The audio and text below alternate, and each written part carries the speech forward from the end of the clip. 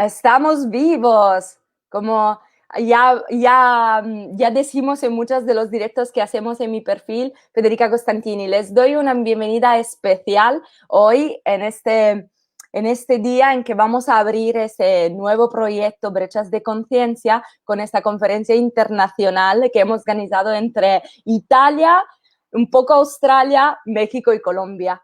Y vamos a tratar temas que son complejos, interesantes, pero vamos a hacerlo de una manera un poco ligera y sobre todo interactiva. Les pido un momento para compartir el directo que estamos haciendo, entonces solo un minuto para que podamos compartir en todos los perfiles y le puedo dar toda la atención y presentarle los ponentes de hoy. ¿Cómo están? ¿Cómo va en México, en Colombia? ¿Cómo se la están pasando? Aquí en Sydney son las 10 de la mañana y es muy especial que vamos por el mundo con horarios diferentes y con un proyecto que de verdad es internacional, es mundial, y eso me encanta porque al final el ser humano tiene características que van más allá de fronteras y naciones y por eso hemos decidido empezar estas colaboraciones por todo el mundo. Bueno, está compartido el enlace. Espero que también mi ponente lo están haciendo, pero ¿quién son los ponentes de hoy? Son dos personas muy especiales que conozco personalmente y que se ocupan, como yo, de repensar la realidad para que ese repensamiento de la realidad misma pueda dar una otra manera de vivir la realidad. Entonces, pasan siempre y empiezan siempre de una toma de conciencia para luego actuarla de manera individual, con conciencia, con un conocimiento de sí mismos y de la realidad y del entorno que lo rodea para crear un mundo posible y diferente.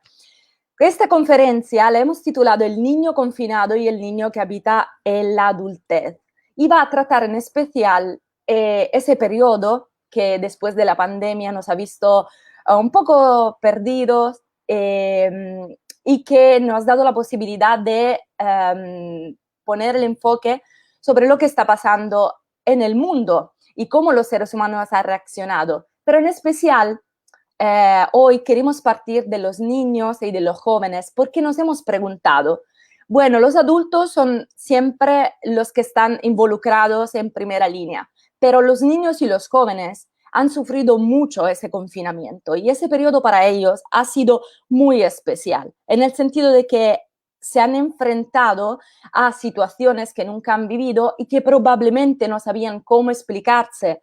Y ojalá que hayan tenido padres que los han apoyado y que los adultos también no se hayan encontrado en enfrentar miedos, incertidumbre de una manera poco consciente.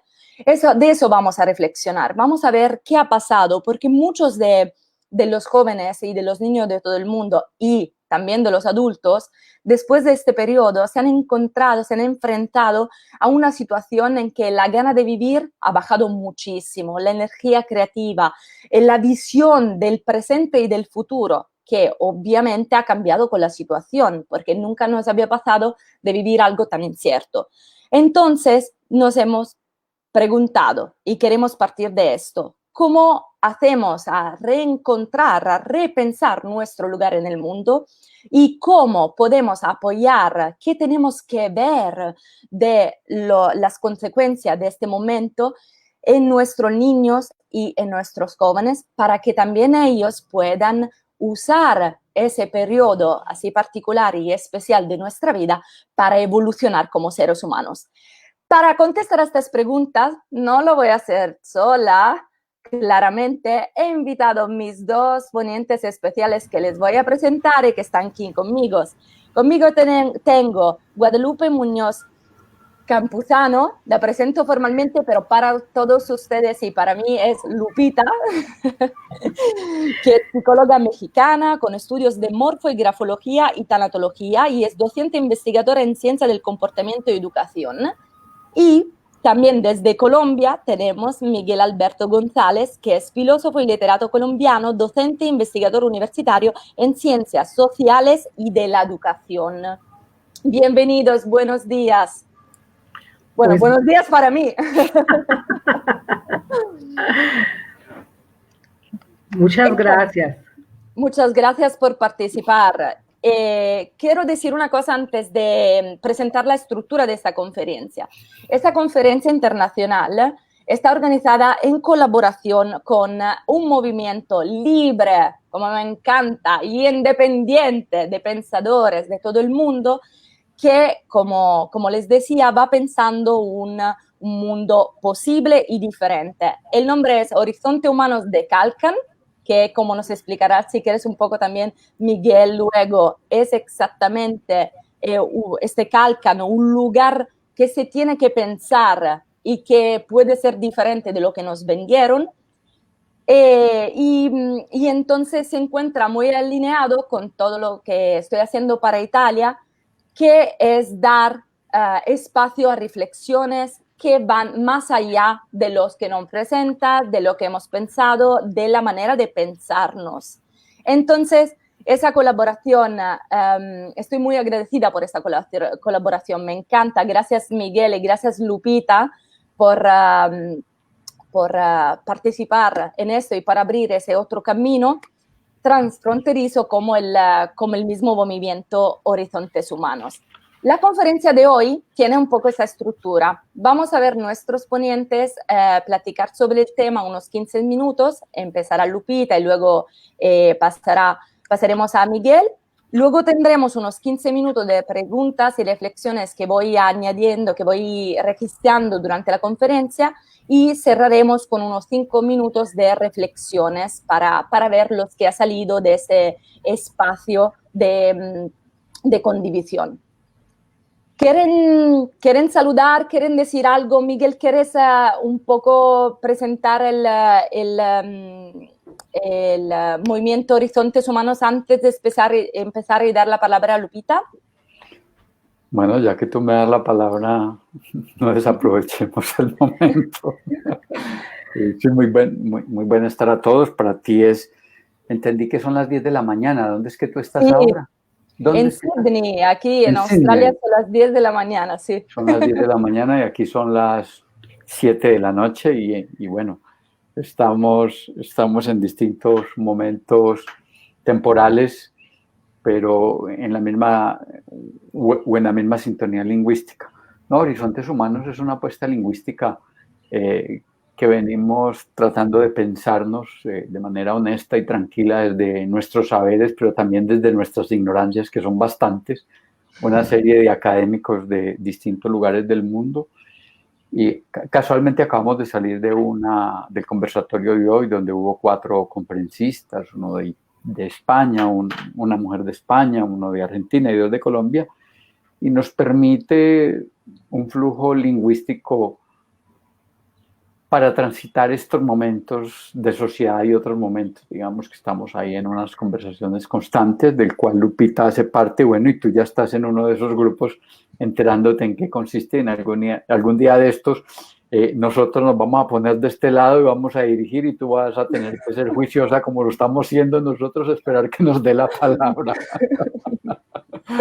Entonces, muchas gracias por la invitación y gracias Lupita, que es la que ha hecho este enlace contigo, porque es Lupita la medium aquí entre nosotros y entre tú y otra serie de gente que nos estarán viendo en muchos lugares de manera paciente, tratando de entendernos. Entonces, agradecerte y Horizontes Humanos, pues seguramente en otro momento podremos hablar más detenido y no, agradecerles. Sinceramente. Ok, sí, quería un poco compartir lo que nos ha puesto en conexión, pero vamos directamente ahora en el tema y empezamos y damos la palabra a Lupita, que nos dará una primera aportación desde la psicología y informaciones sobre cómo abordar ese momento, como hemos dicho, tanto como para los niños como para los adultos. Entonces, Lupita, tienes 15 minutos desde ahora y nos vemos en unos 15 minutos con Miguel. Pueden escribir las preguntas y las vamos leyendo y considerando en nuestra parte de reflexiones. Gracias. A ti, Lupita. Sí, gracias, Federica. Pues primero, pues agradecer a la invitación de Federica también. Esto lo planeamos juntas. Y bueno, también coincidir siempre un espacio con Miguel Alberto, una persona que siempre lleva como una buena nueva a través de este caminar, y la forma en cómo él se conecta de una manera tan cálida con la gente es algo increíble. Yo quiero empezar a hacer como esta reflexión, como bien nos decía Federica, como a ir repensando esta situación que ahora nos toca vivir, pero también considerar como esta parte de los niños. Y quiero iniciar con una frase que hace Nietzsche en Zaratustra, donde nos dice: el que se retiró del mundo conquista ahora su mundo. El espíritu lucha con su voluntad propia. Y aquí nos hace reflexionar este texto, que de alguna manera este confinamiento que nosotros hemos estado vivenciando en todo el mundo, pues sí nos tiene que llevar a repensar y a reflexionar sobre este diario acontecer que tenemos. Pensar desde la posibilidad de esta salud mental en este niño que habita dentro de este hombre, tendríamos que considerar que tenemos este niño interior y que por un lado uno de adulto siempre suele cuestionar, criticar, juzgar, mientras que un niño siempre va a estar como en la búsqueda, en la curiosidad, en la espontaneidad, en disfrutar, en crear. Y esta dicotomía es algo que tenemos que cuestionarnos o replantearnos, porque finalmente también nosotros tenemos ese niño interior, o lo hemos visto a través de muchas lecturas o a través del arte, que seguramente Miguel Alberto lo va a citar muy bien más adelante. Yo quiero también hacer referencia pues a esta parte de la salud mental que tenemos que salvaguardar nosotros como adultos, pero también en los infantes. Cuando se hicieron como muchos estudios, cuando la humanidad ha colapsado por situaciones catastróficas, por situaciones de genocidios, pronto los psicólogos empezaron a explorar esta percepción que tenían los niños del entorno, del contexto, de lo que estaban pasando.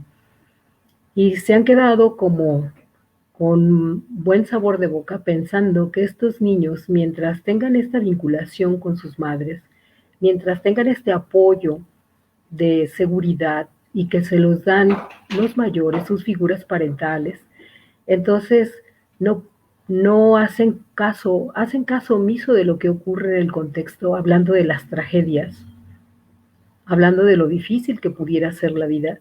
El niño se siente seguro y se siente en paz. Entonces esto llama mucho la atención.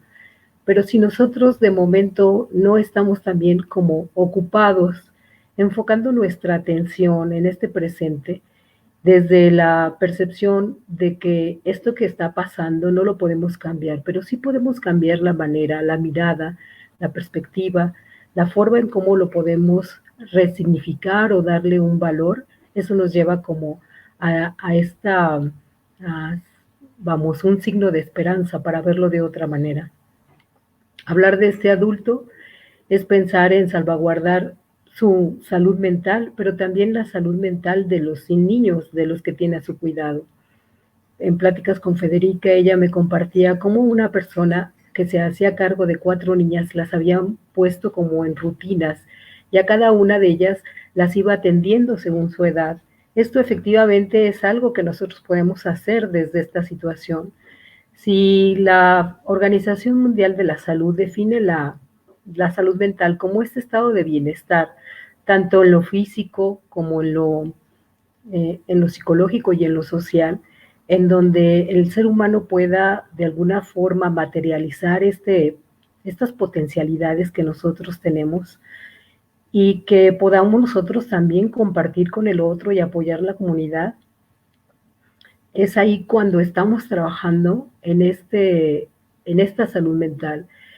Sí nos preocupa la situación de la pandemia, pero también nos preocupa y nos ocupa. Yo creo que mucho de lo que se hace con Horizontes Humanos de Calcan es poder llevar como esta buena nueva, que puede resultar hasta utópico, pero a través del lenguaje podemos ir sumando esfuerzos para ir haciendo de nuestras sociedades algo más colaborativas y vivir como en estos valores colectivos tan requeridos, haciendo que nuestras sociedades sean cada vez más planas. Repensar en la situación social y económica de la inseguridad que ahorita vivimos como humanidad, como habitantes de este planeta, donde se violan los derechos humanos, donde no se apuesta a la dignidad humana, al derecho a la vida, donde si hablamos de unas condiciones de equidad y de género que en distintos aspectos, la injerencia que va teniendo esta cultura patriarcal, donde de repente la mujer es limitada, subyugada, y que también entra como dentro de estos grupos vulnerables, la infancia, la niñez, ¿no? Yo quiero aquí como recalcar o acentuar que nosotros tenemos que considerar este equilibrio de nuestra salud mental haciendo un esfuerzo para ir identificando como nuestras emociones. Cuando conocemos las emociones podemos irlas controlando un poquito, identificar lo que me está causando este confinamiento. Puedo empezar a generar un pensamiento distinto para que de esta manera yo me sienta diferente y en virtud de ello pueda expresarlo de manera distinta también, dando calma a los que están dependiendo de mí. Y me estoy refiriendo a los niños, ¿no? Pensando en niños pequeños, hablando como niños de 4 años, pues es a través del juego y las canciones que los podemos ir a involucrar para que vayan conociendo y teniendo información de qué es este coronavirus, de que por qué nos estamos lavando continuamente las manos, por qué tenemos que hacer rutinas de limpieza, por qué tenemos que autoprotegernos más o por qué no salimos de casa. El considerar también la casa como distintos espacios, verlo con otros ojos, acamparnos en la sala, hacer un picnic en la cocina o en el patio, esto nos va involucrando y nos va conectando de otra manera. Pero desde aceptar esa sensación de este niño desprotegido en estos tiempos de COVID y que podamos también transmitirlo con un lenguaje apropiado a estos infantes, ¿no? Es algo que tenemos que trabajar en ello. Una vez que yo me reconozca y que me sienta bien, a través tal vez de alguna práctica de relajamiento, a través de informarme, acercándome a todas las dependencias de salud, teniendo datos fehacientes o noticias veraces, esto me va a dar como otra visión para poderlo bajar con los niños. Si tuviésemos otro tipo de edades en nuestras casas, pensando en niños que están sobre los 12, 13 años, tal vez ahí tendríamos nosotros que abrir el diálogo y empezar a platicar qué es lo que saben de estos temas. Y como se han estado dando también las clases en línea de los maestros de educación básica, pues entonces ampliar también esta actividad y esta información, sobre todo cuidando nuestras palabras sin darle más información de la que nos se requiera, para no dejarlos con angustia y estar como muy prestos también nosotros de lo que nos está pasando. Si estamos hablando de adolescentes, 15, 17 años, estaríamos entonces abriendo este diálogo también. ¿Qué fuentes están buscando? ¿Qué tanto saben? ¿Y de qué manera pueden contribuir también al autocuidado de la casa y tener esta diligencia como para ir cambiando algunos hábitos, haciendo como muy responsables de cuidarnos mutuamente como miembros de la familia? Sé que, por ejemplo, en mi país, en México, las situaciones son distintas frente a esta pandemia, porque también luego vemos que se sigue viviendo la inseguridad, tenemos también pobreza, la gente tiene que salir a trabajar, y son otras formas de estar viviendo esta pandemia. Cuando hablamos de jóvenes mayores, el hecho de poder intercambiar puntos de vista, pero que siempre al final de las pláticas nos quede como un dejo de tranquilidad, que es algo que va a tener que pasar, que es algo que podemos superar juntos. Y creo que también esta parte de la que yo decía al inicio nos da un encuentro con nosotros mismos, nos da un encuentro con la familia, nos podemos visualizar ahora de otra manera. Y creo que en ese sentido no todo es malo en cuanto a lo que nos está ocurriendo. La mirada entonces de nosotros frente a estas situaciones nos lleva a repensar cómo va a ser a partir de ahora nuestras interacciones, primero en nuestro grupo familiar, en nuestro grupo nuclear, el hecho de tener contacto con la gente que queremos a través de videollamadas o a través de mensajes, el estar en continua comunicación, esto también es un elemento preponderante para nuestro bienestar psicológico. Considerar todos estos aspectos para nuestra salud mental es algo básico, sobre todo el que nosotros podamos manejar nuestro estrés. Sabemos que el estrés siempre va a causar algunas respuestas somáticas en nuestro cuerpo. El conocerlo y el poder ir considerando en este autoconocimiento de nuestro cuerpo, podemos irlo manejando de la mejor manera, ¿no? A través de estos ejercicios, estas dinámicas. El hacer retos con la familia, el poder hacer juegos de mesa, el poder hacer juegos divertidos, también es algo que podemos reinventar. Y es ahí donde sale ese niño interior, donde ese niño pequeño sale también de ese adulto, para ir viendo ahora con otros ojos, con otra mirada, este intercambiar, este juego lúdico, estas experiencias de experimentar, estas ganas de entrar como en curiosear y vernos distintos, sentirnos diferente, resignificar una realidad que lejos de verlo como algo de estar recluidos, darle otro sentido y otro significado. Eso ayuda mucho a nuestros pensamientos y por ende a nuestras sensaciones. La manera entonces de conectarnos será totalmente diferente. Y bueno, yo quiero compartir como que parte de las estadísticas que se manejan, pues de alguna manera incrementa los índices de violencia en las mujeres. También incrementan los suicidios, incrementan los trastornos o los cambios en el humor, ya sea por las enfermedades crónico-degenerativas, ya sea por la tendencia que tenemos de esta forma nuestra del devenir de los días. Entonces, estar prestos a nuestras emociones es una recomendación que tenemos que considerar diaria. Y una vez que ubiquemos bien esa emoción, poderla trabajar de la mejor manera. Si bien es cierto que hay muchos elementos adicionales a la pandemia que nos ponen en perspectiva sobre estas situaciones de ansiedad y de tensión, que en donde se violan los derechos o se pasa por alto la dignidad, o simplemente se va en aumento los índices de criminalidad y de inseguridad, son agendas que el gobierno también debe de considerar en ese sentido. Y que también esto ya ha tenido muchos años y que es algo que también hay que trabajar.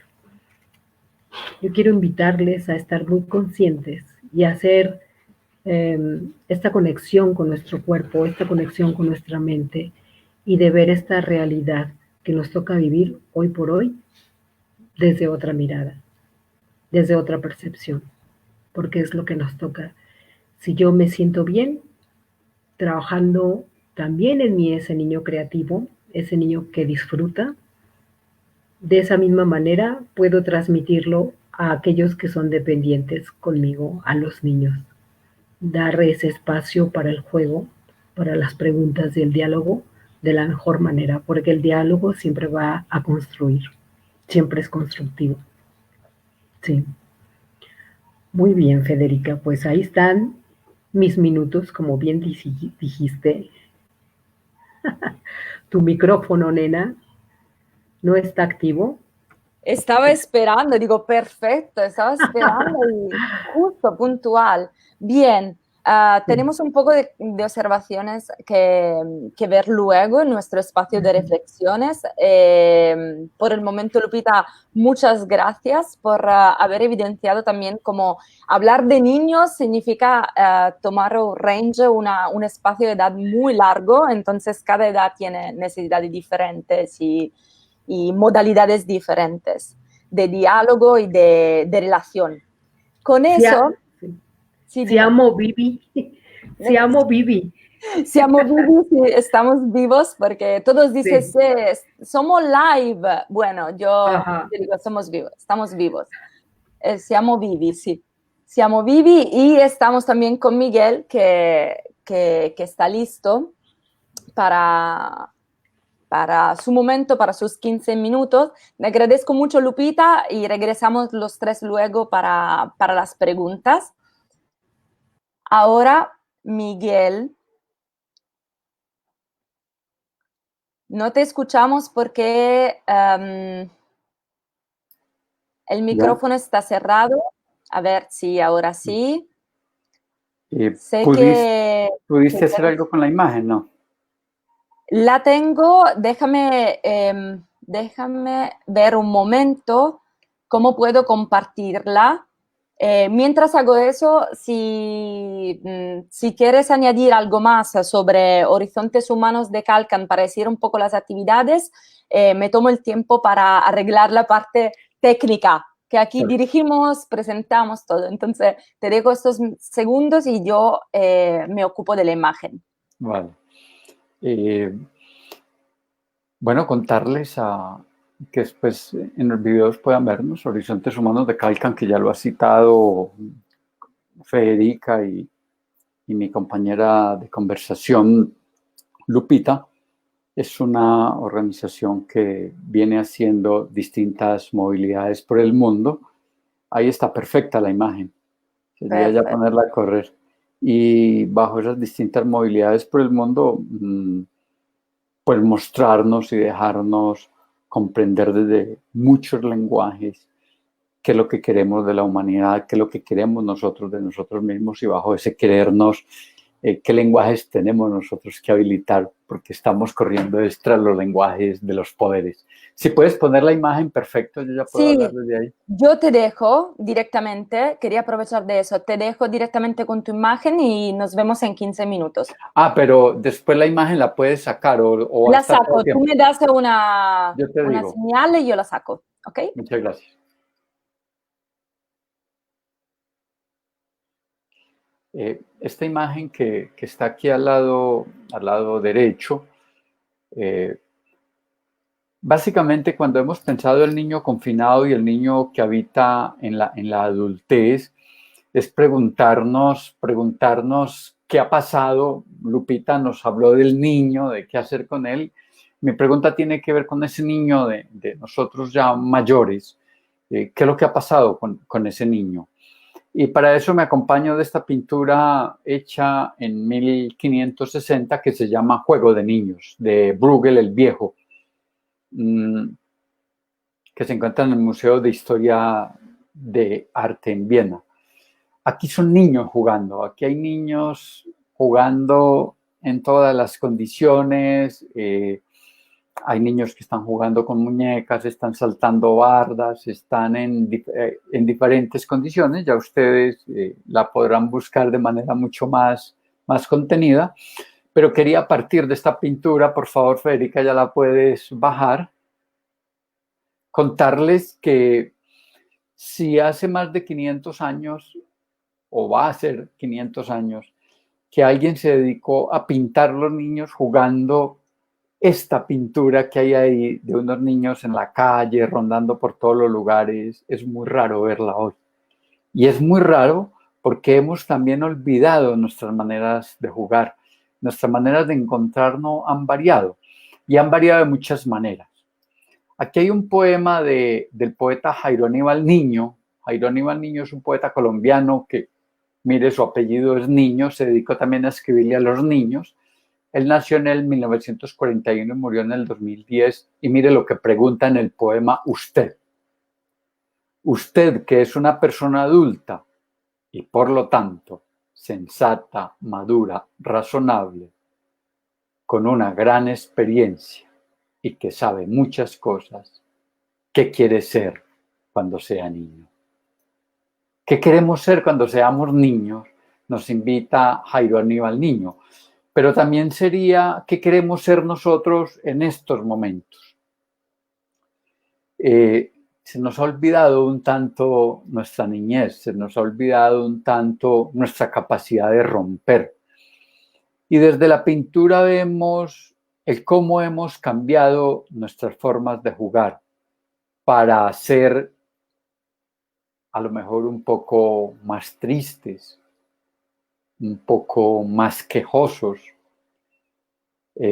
un poco menos comunitarios, un poco más universales, por tanto más homogenizados, un poco más narcisos, un poco más independientes, un tanto más liberados, pero no quiere decir más libres o emancipados, un tanto más hipocondriacos, más enfermizos,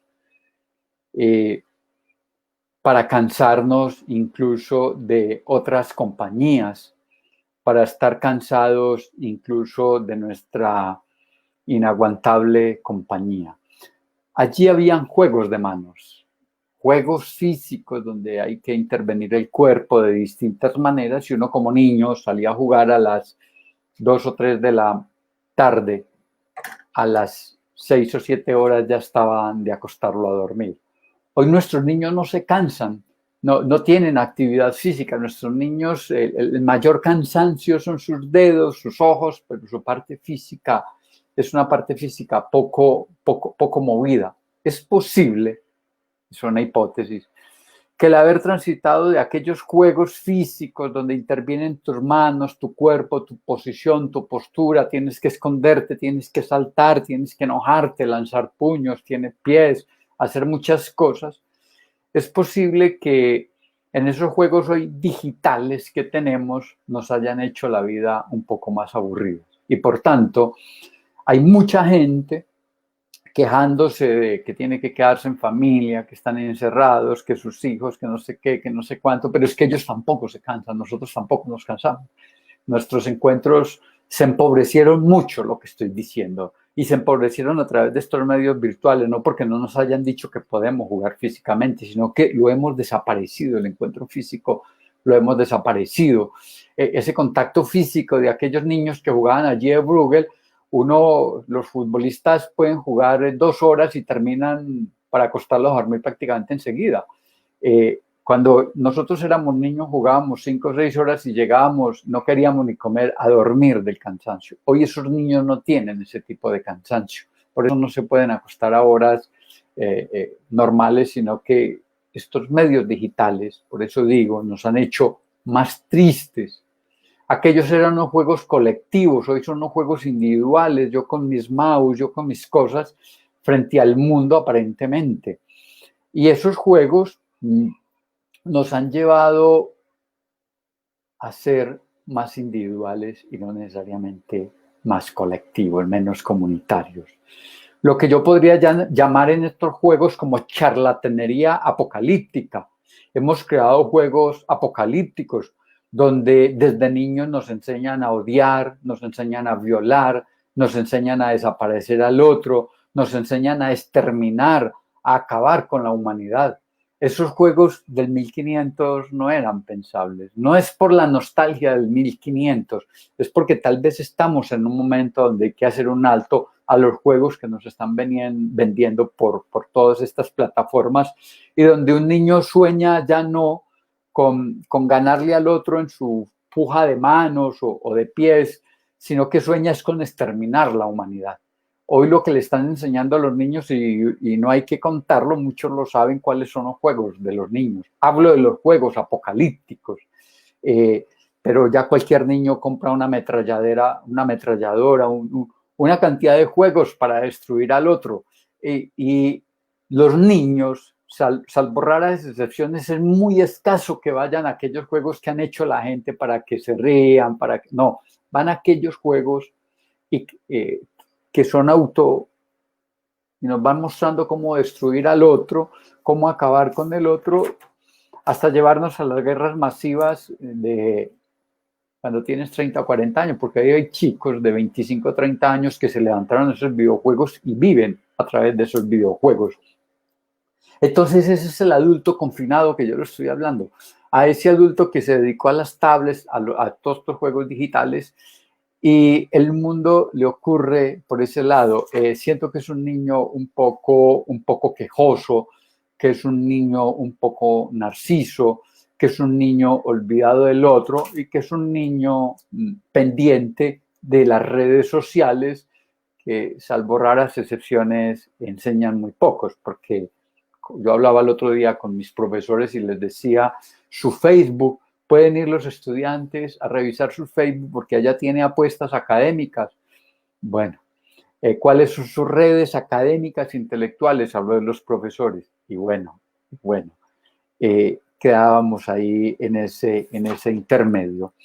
No por satanizar los juegos de hoy. Creo que es una manera para hacer un alto, para revisarnos cómo nos estamos comprendiendo en estas sociedades. Entonces, la queja de las familias hoy que están algunas confinadas y se entienden en espacios supremamente pequeños, no es tampoco porque los espacios sean pequeños, es porque el papá, la mamá, todos están encerrados en sus juegos electrónicos y sus videojuegos y no hay tiempo de cansarnos físicamente, y porque los gimnasios que algunos tienen son para 15 o 20 minutos y hay un abandono del encuentro físico, del cansancio físico, y eso nos hace extrañamente un poco más complejos, más difíciles de estar. Al niño le enseñamos en este sentido a huir de sí, a estrechar su tiempo de juego para condenarlo incluso, ojo, a estudiar desde 3 años. Ese es el otro juego, el juego de la educación. A mí me parece una condena que uno a los 3 años tenga que ir a la escuela. Eso me parece una cosa dolorosa. Yo fui a estudiar cuando tenía 8 años. A mí me dicen que fui a estudiar cuando cuento la historia cuando ya era un abuelo. Es que un muchacho de 8 años parece un abuelo yendo a estudiar. Y nos hemos dado cuenta que no es que el chico que termine a los 18 años, como terminé yo el bachillerato, sea más hábil intelectualmente que mi persona o que muchísimos de los que transitamos. Es alguien que lo metimos al negocio de la educación, a sufrir la educación, a sufrir los profesores y no le dejamos tiempo para jugar. No es un chico que vaya a la escuela a jugar, no es un niño porque ningún padre pagaría para que su hijo estuviera desde los 3 años jugando hasta los 8. Se volvió un negocio, pero un negocio que olvidó todos los juegos, que olvidó muchas maneras, se olvidó los juegos físicos, el contacto físico, porque el niño debe volver muy ordenadito y muy limpio a la casa porque no van a tener con qué lavarle los tales uniformes y todas esas cosas de manera constante. Entonces, si el niño a los 3 años ya le estamos dando responsabilidades, no le estamos dejando jugar, no le estamos siendo él, hemos privado de un espacio importantísimo de la humanidad. Aquí es donde siento que la educación mundial es una basura, está equivocada en eso. La educación mundial, cuando le exige que el niño a los 3 años y a los 5 años ya saben leer, algunos ya saben inglés, por favor, y saben no sé cuántas cosas, los hace a esos niños un poco más hábiles, aparentemente, para vivir cierto momento, pero cuando llegan a los 30 o los 40 años los siente uno cansados, aburridos, hastiados, fastidiados. Entonces les hemos vendido un mundo que no es, a un niño que tiene que huir de sí a los 3 años para empezar a cargar con responsabilidades. Por suerte, yo no las tuve.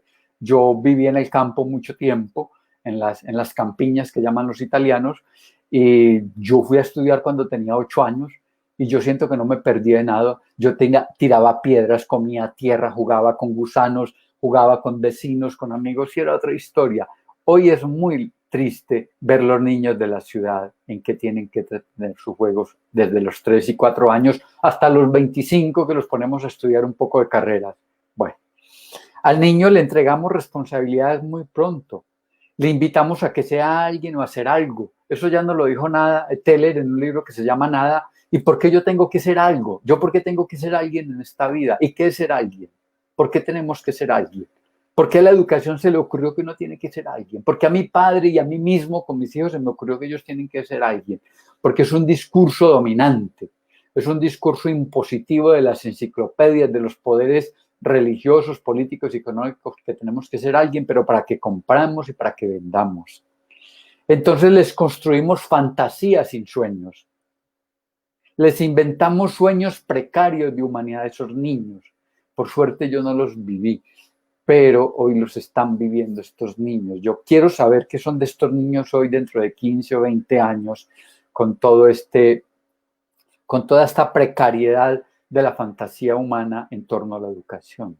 Es como si la condición de ser niño no estuviera en la niñez, sino en algún lugar distinto, en cualquier parte, afuerizado. Ser niño es no ser niño. Ser niño es ser otra cosa menos ser niño porque les entregamos muchas responsabilidades y el niño siempre está fugándose su tiempo, quiere ser adulto. Y hoy ya cuando somos adultos viejos decimos queremos ser niños. Es una paradoja, ya ha sido muy tratado por los filósofos griegos, por aquellos pensadores que tuvieron tiempo, porque estamos viviendo el afuera. Y la gran apuesta griega es conocernos a nosotros mismos. Conócete a ti mismo. Y es la gran apuesta de las religiones. Conócete a ti mismo. No hay otro más viaje en esta vida. No lo puede haber, es conocerse a sí mismo. Y al niño desde pequeño no le enseñamos a conocerse a sí mismo, sino que conozca las bobadas que dice Madonna, las tonterías que hace Messi o James, las torpezas que dice un influencer. Es por lo cual están navegando. Qué triste hoy ser niño con estos medios. A mí me parece muy triste. Si yo hubiese nacido con estos medios, hoy yo sería un niño muy aburrido, yo estaría ya muy triste, muy aburrido, se los cuento realmente. Porque le hemos construido al niño que luego que se convierte en adulto un vacío.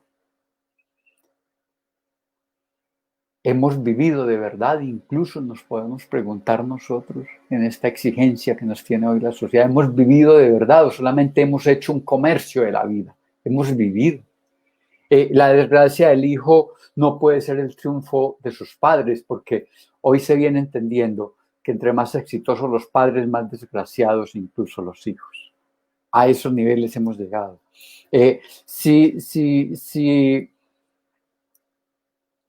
El problema de la inmediatez, porque estamos en un problema de la inmediatez, de lo que todo tiene que resolverse ya, genera o deriva el problema de la poca paciencia. Y estamos en sociedades con muy poca paciencia. El ponerles cosas más allá de nosotros mismos. La impaciencia pide lo impedible. Que se alcance la meta sin los medios adecuados. Por eso la gente quiere ser gerentes, quieren triunfar, quieren llegar a muchos lugares sin hacer el camino que hay que construir. Y hace parte de eso que nosotros hoy le estamos vendiendo a los niños. No sabemos demorarnos en lo negativo, en lo difícil, que es una fuerza mágica. No queremos subirle a eso y eso es lo que le estamos enseñando a los niños. Por tanto, hoy hay un poco de adultos corriendo desesperados, aparentemente de lo negativo de estar encerrados, casi al punto del suicidio, porque es que ni siquiera queremos vivir y habitar lo difícil de nosotros. Queremos es correr una tonta felicidad. Tenemos una tarea muy grande, ahora que superemos estas instancias para la humanidad, y es que la humanidad vamos a tener que enseñarnos a vivir el sufrimiento, vamos a tener que aprender a estar en la precariedad, tener que estar en el momento negativo, porque el conocimiento y la profundidad de la humanidad se construye a veces, si no en condiciones negativas, sino en condiciones difíciles, en condiciones complejas. Y esa fuerza mágica de lo difícil tenemos que habitarlo, dejar de vender tanta fantasía de felicidad, dejar de vender tanta fantasía de reinas, dejar de vender tanta fantasía de hombres y niños bonitos y exitosos. Vendamos una vida un poco más tranquila. Yo lo que le debo a mi padre y a mi madre, porque mi madre murió cuando yo tenía 8 años, es que nunca me dijeron que yo tenía que ser un hombre exitoso, porque esa palabra no existía en aquella época. Yo lo que tenía era que terminar mis estudios y querer siempre a mis padres y respetarlos y pensar siempre alrededor de ellos. Y hoy no lo he podido olvidar, a pesar de mucho que he viajado en el mundo, y es esa necesidad de que hoy a los niños tenemos que enseñarle la importancia de sus padres, la importancia de sus cercanos, y no esa necesidad tan tonta del querer ser alguien o algo, por lo cual el mundo hoy anda un poco enloquecido. Exactamente, exactamente eso. Es que cuando pensé en organizar esa conferencia, sabía, me esperaba algo especial porque conozco a Lupita bastante, esperar estas magias, pero sinceramente tengo que decirles que de una psicóloga y un académico, o sea, de persona académica, las dos también Lupita enseña, o sea, de gente como ustedes, que vengan unos puntos así importantes y sobre todo de alguna manera revolucionarios, es importante y pienso que se escucha ruido. ¿Lo escuchan?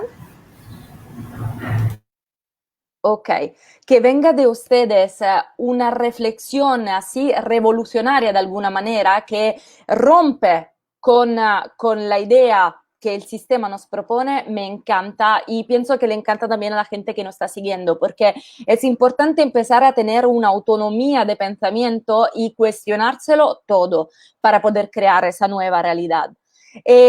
Tengo unas preguntas y las tengo para los dos. Empezamos con la primera, la pongo aquí y luego pido a Lupita que parta contestando y luego Miguel.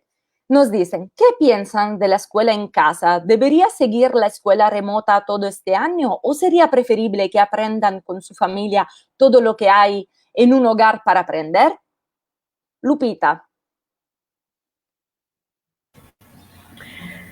Creo que siempre, y me considero porque también soy docente de secundaria, en ocasiones nosotros, los colegas, nos ponemos a intercambiar estos puntos de vista y caemos a la misma conclusión.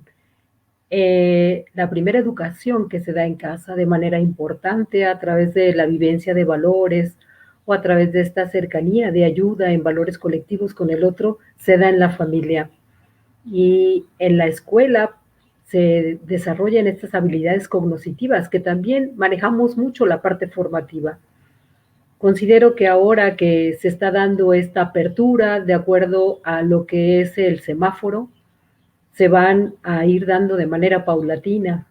Nosotros tenemos la encomienda de enfocarnos primero a los niños que salen, a los de tercero, hablando de la educación básica, pero que también les dio a los padres una oportunidad de fijarse ahora, de enfocarse, de dirigir su energía libidinal hacia esos hijos que tienen y que sería una muy buena propuesta esto que plantea Noreli.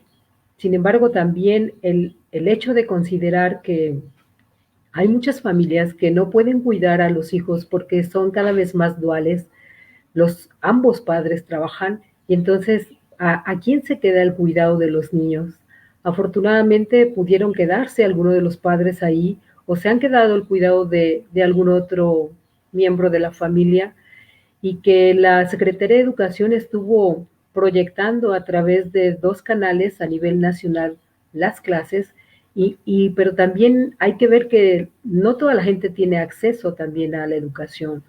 Los maestros hicieron su esfuerzo, pero creo que fue un buen momento de encuentro en la familia, donde de verdad los padres se interesaron, porque tal vez no había otra opción, porque tal vez tenía que construir esa nueva realidad, y seguramente cada uno va a contar historias distintas en ese encuentro.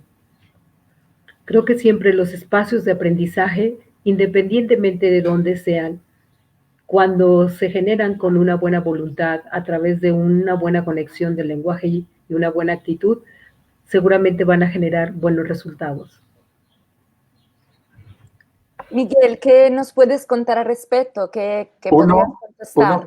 uno que tú tienes que escribir, deberías escribir ese nombre que se llama Noreli Soto Willes e invitarla a una de tus conferencias, que esa mujer es una tremenda conferencista. Me lo apunto. Apúntelo y Noeli, después estás invitado. Vamos.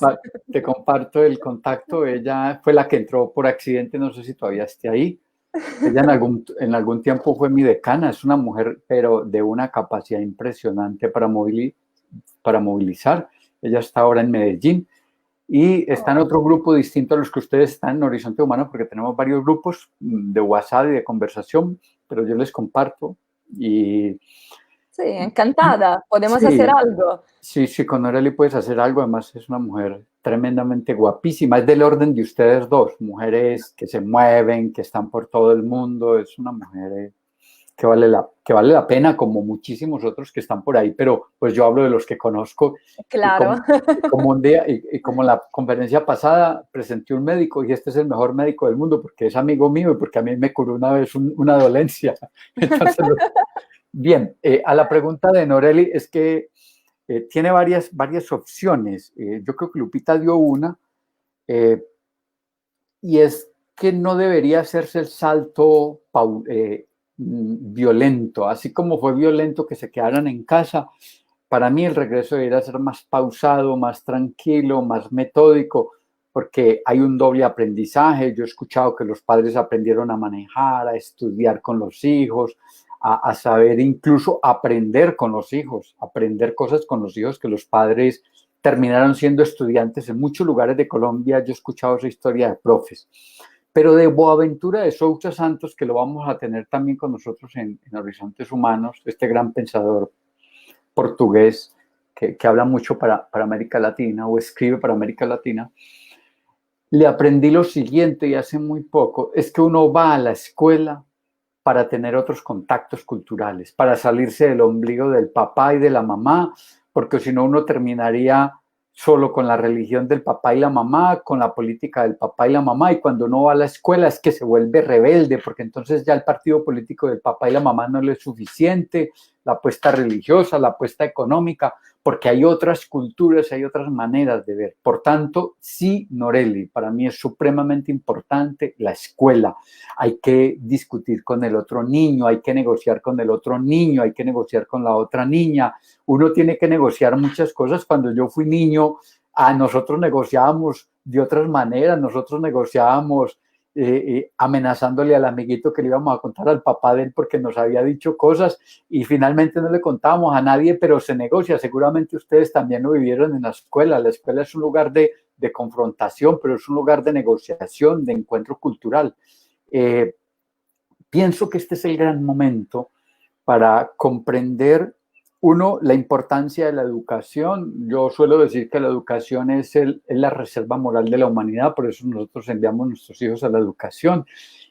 Y que también nos lo dijo una profesora en otro conversatorio, dijo, yo no sé a mí qué me pasa, pero yo los niños de la escuela los entiendo y les tengo paciencia. A los míos no les tengo ninguna paciencia. También eso hay que contarlo, que es que uno no tiene paciencia con los de unos porque todos los días está ahí y es muy bueno enviarlos a la escuela para que uno también esté un poquito paciente en la casa, para que ellos vean otras realidades y se encuentren con otros mundos. Es muy importante definitivamente que los niños sí vuelvan a la escuela y se encuentren con otros contextos culturales, sin lugar a dudas. Déjame contarle que tengo planeado una entrevista ahora que hablamos de escuela, de educación en general, pero va a ser en italiano, entonces hasta que no tenga los subtítulos aquí hay que aprender italiano, que va a ser con una mamá que hace homeschooling, o sea, que tiene 5 hijos y no los ha mandado a la escuela y los educa. ¿Por qué voy a proponer este material? Porque pienso que sea importante que cada uno lo adapte a la vida que quiere tener y a su manera de ver la vida. Y hay muchos mitos también con respecto al hecho de que que los niños sean educados en las casas, que es un poco que superar, en el sentido de que, por ejemplo, eso, ¿no? La idea de que solo si se va a la escuela, si se entra en contacto con otros, es un mito y lo vamos luego a escuchar de una persona que actúa homeschooling. Con eso que quiero decir es que repensar este espacio de reflexión que parece ser muchas veces más intelectual, no lo es mucho más concreto si cada uno se lleva la información y luego la actúa en su vida. Entonces, es importante también tener la posibilidad de contaminarse con países diferentes, culturas diferentes, ideas diferentes, para que cada uno pueda crear la realidad que quiere. Y crearla a veces cuesta cansancio, cuesta una reflexión constante, una puesta en discusión, pero por lo que yo he experimentado en mi vida, vale la pena. Y por eso me encanta compartir ese espacio con gente como ustedes y como la gente que nos está siguiendo. Porque tengo otra pregunta, la de Carolina, que dice, escucharlos en acogida siempre es maravilloso. Lupita y Miguel, ¿qué es ser niño en estos tiempos que dan tanto que pensar? ¿Cuál es nuestra labor como maestros? ¿Cuál será esa escuela que soñamos para nuestros niños? Lupita, empezamos de ti, por ti.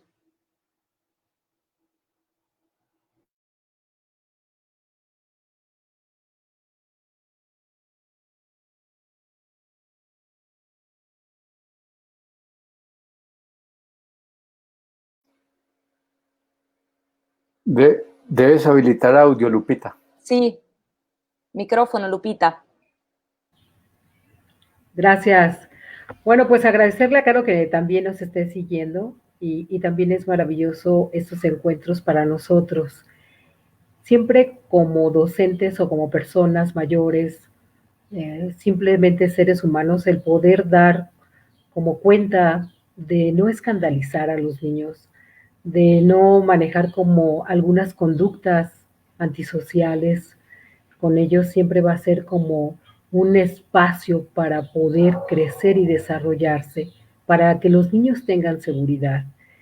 La labor que como maestros tenemos en estos tiempos siempre va a distar de esta cercanía con ellos, de empatizar con ellos, de ponernos como en su lugar, incluso hasta bajarnos a su altura, de darles alguna seguridad, pero sobre todo como no en esta parte de decir qué es lo que tienen que hacer. Sé que los niños tienen una formación y que requieren esa educación formativa, pero también darles esta apertura de libertad, de no coartar los sueños, de esta situación tan natural que viven los niños de ser tan espontáneos.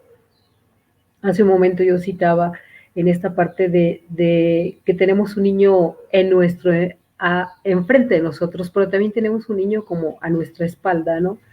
Y tener un niño a la espalda es pensar como en esas experiencias que en las que fuimos reprimidos o que nos sentíamos culpables por las cosas que hacíamos. Pero tener un niño delante de nosotros es pensar que tenemos la posibilidad de la creación, de la espontaneidad, de tener este trabajo investigativo de una manera tan natural. Nuestra labor como docentes siempre va a ser, en este sentido, apostarle a estos sueños que los niños tienen, sin que la educación sea un espacio para alienarnos, sino que nos dé esta libertad de pensamiento, de apoyo, de cuestionarnos, sobre todo de crear conciencia. Lupita, hay que decir que si no empezamos como adultos es difícil transmitir a los niños, ¿no? Las creencias y los valores que tenemos. Por eso es interesante que al hablar de los niños hemos hablado del niño interior que cada uno lleva y al mismo tiempo del adulto que es hoy con todo lo que significa, como decía también Miguel. Miguel, quiero que conteste esta pregunta y al mismo tiempo les enseño a los dos que Carolina sigue diciendo, recuerdo ese bello texto de Miguel, tiempos intoxicados en sociedades agendadas, eso es la escuela para nuestros niños, entre currículos, tareas, contenidos. ¿Qué le vamos a decir a Carolina, Miguel? ¿Qué le quieres comentar? Carolina es otra chica, es una mujer muy guapa, es una chica que también deberías en algún momento visitar. Mira que es gente muy conocida la que estamos acá, que también te recomiendo porque ella viene haciendo un trabajo magnífico con unas mujeres del eje cafetero y me parece que también está en Horizontes Humanos, que es una mujer que vale la pena escuchar porque son mujeres que vienen haciendo cosas muy, muy, muy importantes por el país y por pensar el mundo. Carolina me hizo acordar cuando habló de la palabra acogida. Yo de Duke aprendí que hay unas estructuras de acogida, que la primera estructura de acogida es la familia, la siguiente estructura de acogida es el Estado, es decir, uno está fuera de su país y sabe que su Estado lo va a recibir de alguna manera, y otra estructura de acogida es la religión, es decir, esté donde esté, siempre a la religión que pertenezcas te va a acoger.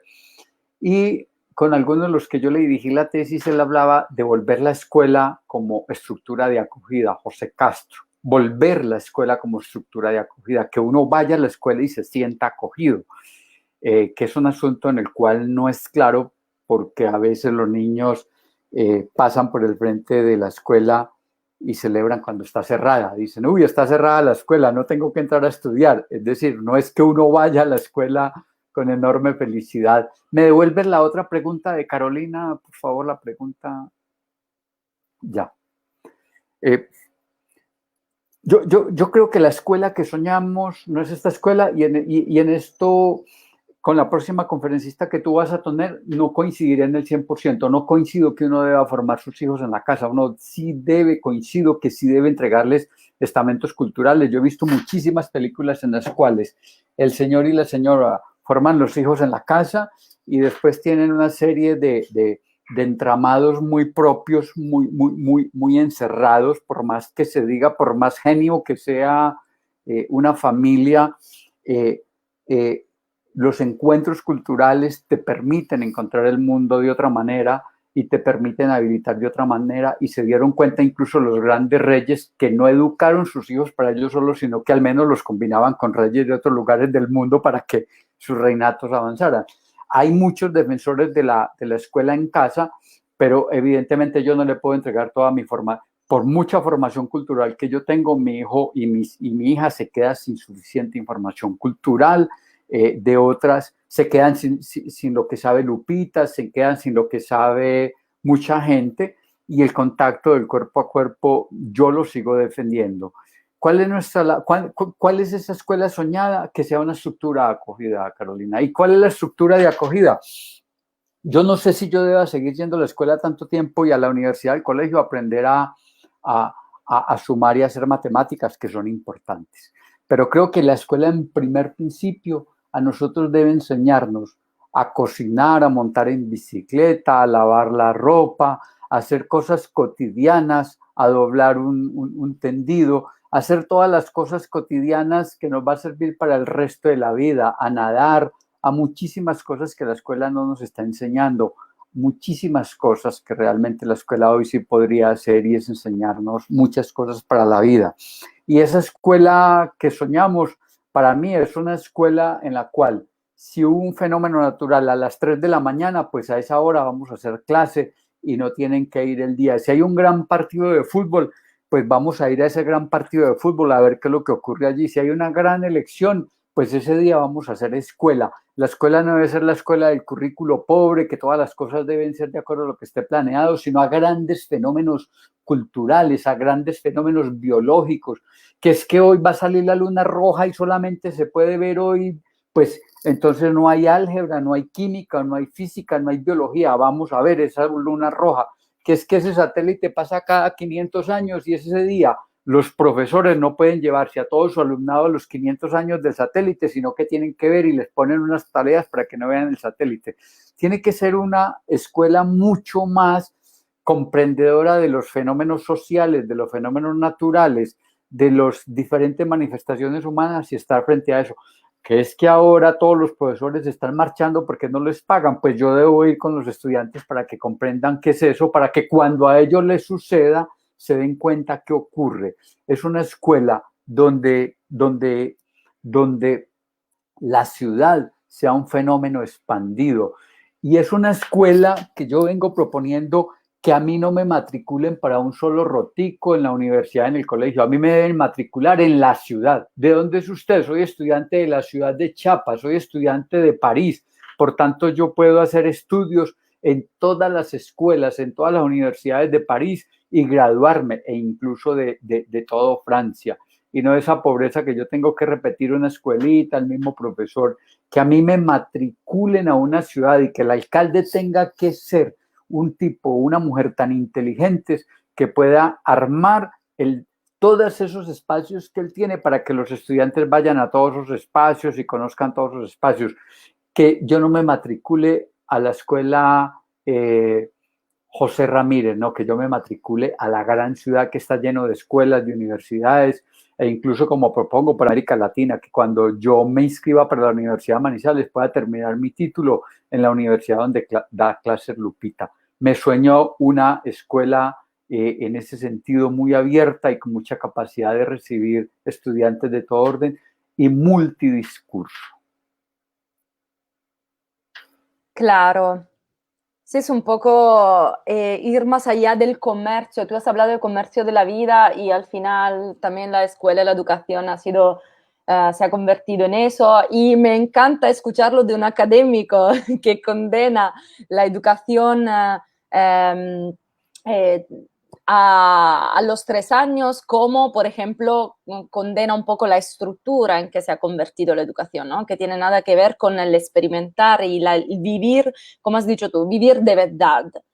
Bueno, vamos hacia el cierre, entonces vamos a escuchar Lupita con su cierre y con sus reflexiones en ese momento y luego regresamos con Miguel.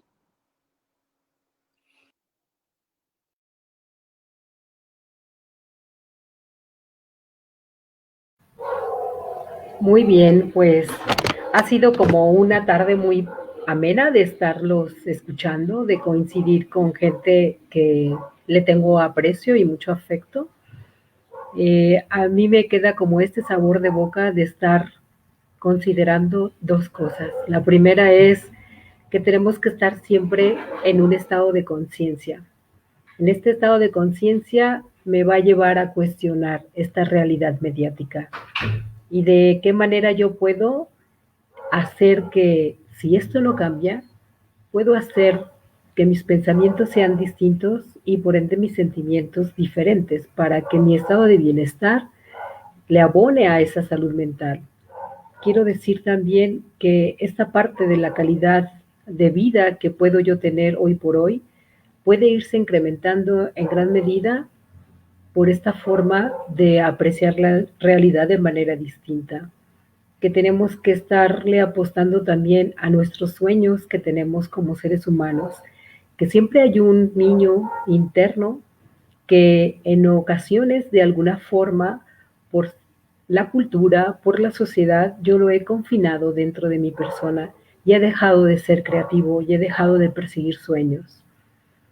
Estar en este grupo de Horizontes Humanos de Calcan que tan amablemente me ha invitado Miguel y que ya tenemos ya cerca de 4 años de conocernos o tal vez más.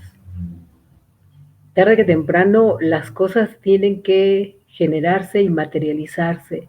Estos sueños que venimos pensando, esta forma de poder hacer que otras personas se sumen a esta forma de ver la vida y de ir encontrando en el camino gente tan diferente, el andar por lo desconocido, también puedo encontrar esa riqueza para no tener solamente un punto de vista, sino que tenga yo un caleidoscopio de esta cosmovisión del mundo, que coincido con esta parte de que aquí venimos al mundo a ser felices, que la vida puede ser de momentos, pero que la vida también entretejemos sueños, y que si nos juntamos con el otro y en el otro me reencuentro y es a través del otro que me conozco, en este autoconocimiento puedo apostarle a que la estancia en este planeta sea cada vez más satisfactorio, ¿no?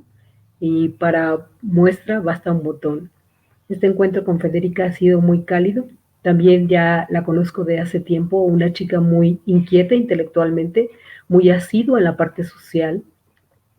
Y creo que esta última aportación de pensarnos sobre poder hacer nexos y apoyo a la comunidad, ir juntos haciendo cada vez más fuerza para hacer que el otro pueda entonces sumarse a esta posibilidad de crear una nueva realidad juntos, de manera colaborativa. Muchas gracias, Federica, por la invitación. Gracias, Miguel, por Muchas estos gracias momentos. a ti. Muchas gracias a ti, Lupita. Has aportado mucho y me ha encantado tu enfoque sobre el manifestar la potencialidad, porque al final es un poco el propósito que nos une y nos anima y lo que de alguna manera estamos intentando llevar a cabo con nuestros caminos, aunque sean diferentes y en otro lado del mundo parecen tener como un hilo conductor. Y eso me nutre mucho, me da mucha energía para seguir. Miguel, tu cierre y tu momento antes de saludarnos. Bien. Eh, Agradecerte, Federica, por este espacio, felicitarte también por lo que vienes haciendo, que sin duda eso ayuda a tejer espacios de la humanidad, ayuda a resignificarnos en muchos sentidos. Agradecerle a Lupita. Lupita es una maravilla de mujer que la conocimos en la Universidad de León en un evento académico y a partir de ahí hemos siempre tenido contacto. Una mujer magnífica, por ella es que te conocemos. Agradecerle a las personas que han asistido y que nos escuchan. Y pues no, decirte que este sueño de romper con algunas tradiciones fuertes que nos han enseñado los poderes es un viaje duro, es un viaje al vacío, es un viaje que es muy autoexigente, es un viaje de no bastarse consigo mismo en el sentido de que siempre hay que encontrar estructuras para horadar y para arañar, porque lo único que nos han construido los poderes son muros para decirnos hasta dónde podemos llegar, y a nosotros nos corresponde, como los dioses, inventarnos las palabras y hacer de las palabras una enorme posibilidad, una fraterna posibilidad de encontrarnos sin odios, sin necesidad de destruir al otro, sin necesidad de inventarse dolores donde no los hay, pero cuando existan esos dolores, habitar el dolor como hay que habitarlo, habitar la pasión como hay que habitarla, habitar la esperanza como hay que habitarla, es decir, darle el tiempo a todo, porque en estas sociedades mediatizadas hoy no tenemos tiempo ni de comer, ni de reír y de muchísimas cosas, y hay que acudir a muchas opciones y siempre entregarnos, a pesar de los años y a pesar del tiempo, una risa, esa risa que nos estamos encontrando, y ese viaje a la niñez que nos sugiere siempre García Márquez y muchos escritores del mundo, esa necesidad siempre de ser niños, y es que cuando se es niño se le olvida que está creando, esa es la gran ventaja de ser niño, se le olvida que está creando, se le olvida que está rompiendo, se le olvida que está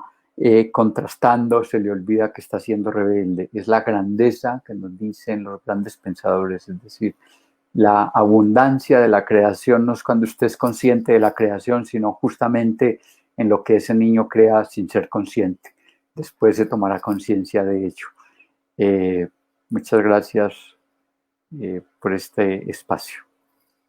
Gracias a todos. Primero a ustedes, porque no podía imaginar un lanzamiento mejor que esto, de verdad, y me encanta que vamos más allá de todos los límites y que nos una la idea de que la palabra es tan poderosa e importante, a pesar de lo que se dice comúnmente y además a la base de cada acción. Entonces, es la palabra a la que de alguna manera damos valor en este espacio, y uso un verbo para cerrar que es corazonar, que he escuchado mucho en las entrevistas que estos días he escuchado para preparar esa conferencia, o sea, unir corazón y razón, porque como bien decimos hoy, no se trata de ser alguien, sino de ser.